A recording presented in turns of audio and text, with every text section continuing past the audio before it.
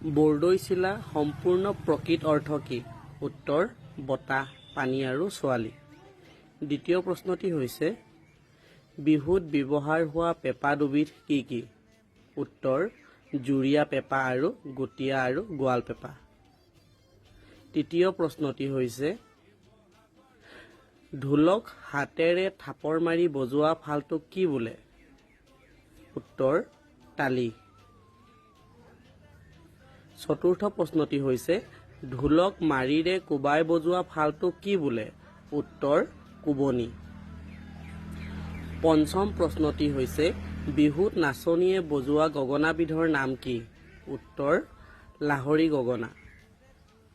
ষষ্ঠ প্ৰশ্নটি হৈছে বিহুত বিহুৱাজনে বজোৱা গগনাবিধৰ নাম কি? উত্তৰ ৰামধন গগনা। সপ্তম প্ৰশ্নটি হৈছে পেঁপাৰ যিটো অংশ মুখত লৈ বজোৱা হয় সেই অংশটোৰ নাম কি? উত্তৰ চুপহী। সকলোৰে সহায় সহযোগিতাৰ লগতে দিহা পৰামৰ্শ কামনা কৰিলোঁ। ধন্যবাদ।